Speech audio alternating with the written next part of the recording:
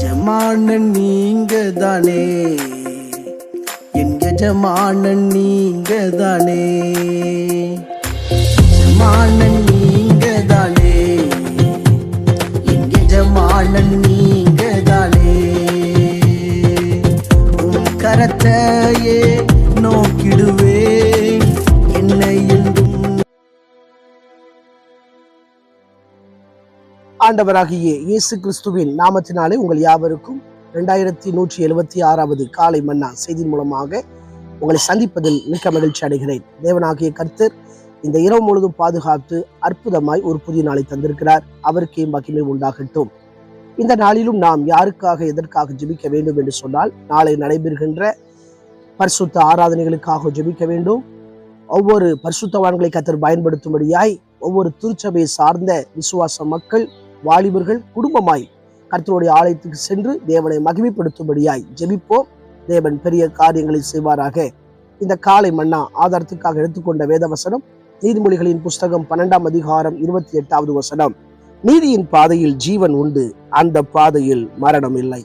எனக்கு பிரியமான கர்த்தருடைய பிள்ளைகளே, அன்பார்ந்த தேவ ஊழியர்களே, அருமையான நண்பர்களே, இந்த இடத்துல சொல்லப்பட்டிருக்கிறது நீதியின் பாதையில் ஜீவன் உண்டு.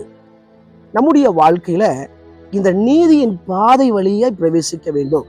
வேதாகமத்துல அநேக பாதைகள் இருக்கிறது. துன்மார்க்கர்களுடைய பாதை இருக்கிறது, நீதிமான்களுடைய பாதை இருக்கிறது, அது மாத்திரமல்ல பரிசுத்த பாதை இருக்கிறது. இப்படிப்பட்ட அநேக பாதைகள் இருக்கிறது. ஒரு குறிப்பிட்ட ஊருக்கு போக வேண்டும் என்று சொன்னால் நேர் வழியாய் போனால் அந்த ஊருக்கு நம்ம சென்று விடலாம். அதை சுற்றியும் போகலாம், குறுக்கையும் போகலாம். ஆனா அது அந்த அளவுக்கு ஆசீர்வாதம் இல்லை. நம்ம ஒரு பயத்தோடு தான் ஜீவிக்க வேண்டும். அதே போல இங்க நீதியின் பாதை வழியாகத்தான் பரலோகம் செல்ல முடியும். வேதாகமத்துல அநேக பரிசுத்தவான்கள் இந்த நீதியின் பாதை வழியாகத்தான் பரலோக ராஜ்யம் சென்றிருக்கிறார்கள். இந்த நீதியின் பாதையில சில நேரங்கள்ல கஷ்டங்கள், பாடுகள், துன்பங்கள், உபத்திரவங்கள் வரும். மத்திய எழுதின சுவிசேஷம் 7ஆம் அதிகாரம் 13, 14 சொல்லப்பட்டிருக்கிறது. அங்கே 2 விதமான வாசல் பார்க்கிறோம். ஒன்று இடுக்கமான வாசல், இன்னொன்று விசாலமான வாசல். இந்த இடுக்கமான வாசல் வழியாய் பிரவேசிக்கிறவர்கள் சிலர் தான், அதை கண்டுபிடிக்கிறவர்கள் சிலர் என்று வாசிக்கிறோம். ஆனால் விசாலமான வாசலை கண்டுபிடிக்கிறவர்கள் பலர். அவர்களுக்கு விசாலமான வாசல் தான் பிடிக்கும். அந்த விசாலமான வாசல் என்பது எப்படினாலும் வாழ்ந்துக்கிடலாம். ரெட்டை வேஷம் போட்டுக்கிடலாம். சபைக்கு வந்தா சபையில் உள்ளவங்க கணக்கா விசுவாசி கணக்கா ஆக்டிங் பண்றது, வெளியே போனா வெளியில உள்ளவங்க கணக்கா ஆக்டிங் பண்றது, இப்படிப்பட்டவர்கள் தீட்டு உள்ளவர்கள் என்று சொல்லி வேதாகமத்துல ஏசாயா 35:8வது வசனத்துல வாசிக்கிறோம். தீட்டு உள்ளவன் அதுல பிரவேசிக்க முடியாது. இந்த கேட்டுக்கு போகிற வாசல் விசாலமாகத்தான் இருக்கும். எப்படினாலும் வாழ்ந்துக்கிடலாம், எப்படினாலும் ஜீவித்துக்கிடலாம். இப்படிப்பட்டவர்கள் அந்த பரிசுத்த வழியில பரலோக ராஜ்யம் வர முடியாது. ஆனால் அந்த இடுக்கமான வாசல் வழியா பிரவேசிக்கிறவங்க வாழ்க்கையில பாடுகள், பிரச்சனைகள், உபத்திரவங்கள், கண்ணீர், போராட்டம், வியாதி எல்லாம் வரும். அதன் மத்தியில இந்த ஜீவனுக்கு அழைத்து கொண்டு போகிற இந்த வேத வசனத்தின்படி தங்கள் வாழ்க்கையை அமைத்துக் கொள்வார்கள். குறிப்பாக வாலிபர்கள் பார்த்து கொண்டு இருப்பீங்கன்னா, உங்க வாலிப பிரயாயத்துல வருகின்ற அத்தனை சோதனைகளையும் ஜெயிக்க வேண்டும் என்று சொன்னால் இந்த வேத வசனத்தை வாசித்து இந்த வேத வசனத்தின்படி தங்கள் வாழ்க்கையை அமைத்துக் கொண்டு இந்த வேத வசனத்தின்படி வாழ்வீர்கள் என்று சொன்னால் ஒரு பரலோக வாசலுக்கு நேராய் செல்லலாம். அதுதான் ஜீவனுள்ள வாசல். இன்றைக்கு அநேகருடைய ஜீவியத்தை எடுத்துக்கொண்டால் அவர்கள் எப்படி வாழுகிறார்கள் என்று சொல்லி அவங்கள்ட்ட கேட்டாதான் தெரியும். அந்த ஜீவனுக்குரிய வாசலுக்கு போகணும்னா பரிசுத்தம் ரொம்ப அவசியமாய் காணப்படுகிறது. அது மாத்திரமல்ல, தேவன் என்னை பார்க்கிறார் அந்த உணர்வு ரொம்ப அவசியமாய் காணப்படுகிறது. யாரும் பார்க்காத நேரத்துல கூட ஆண்டவருக்கு பிரியமாய் வாழ்வோம்.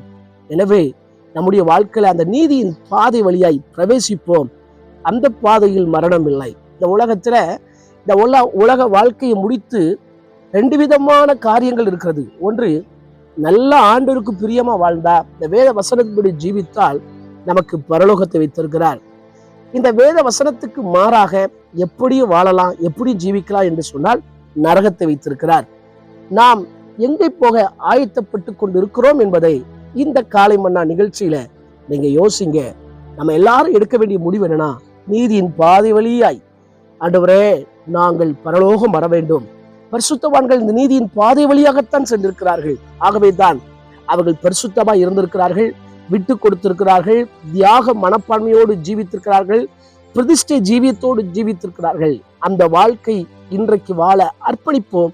தேவன் நம்மை ஆசீர்வதிப்பாராக. கண்களை மூடி ஜெபிப்போம். எங்களை நேசிக்கிற சர்வ வல்லமுள்ள தேவனே, இந்த வேலைக்காய் வருகிறோம். தொடர்ந்து நாங்கள் கேட்ட வார்த்தையின்படி இந்த நீதியின் பாதை வழியே செல்ல கர்த்தர் எங்களுக்கு உதவி செய்யுங்க.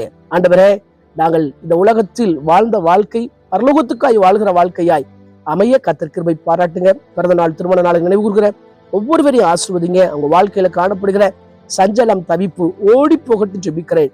நித்திய மகிழ்ச்சி அவர்களுக்கு உண்டாகட்டும் என்று ஜெபிக்கிறேன். குறிப்பாக நாளை நடைபெறுகின்ற ஆராதனைகள்ல எல்லா பரிசுத்தவான்களை பயன்படுத்துங்க. விசேஷவனமாய் எல்லா விசுவாச மக்கள், வாலிபர்கள் கலந்து கொண்டு தேவனை மகிமைப்படுத்தட்டும். இயேசுவின் மூலம் ஜெபம் கேளும் ஜீவன் நல்ல பிதாவே, ஆமென். ஆண்டு சுத்தமானால் மீண்டும் நாளை ஆராதனை செய்து முடிய சந்திக்கிறேன். அதுவரை தேவ கிருபை தாங்குவதாக. மாரநாதா, இயேசு வருகிறார். ஆயத்தமாவோம், மனிதரை ஆயத்தப்படுத்துவோம். ஆமென். அல்லேலூயா. Praise the Lord. உந்தனின் சேவை செய்வே எந்த சூழ்நிலையிலும் என் ஜீவன் பிரியும் வரை உண்மையாய் ஓடிடுவே. என் ஜீவன்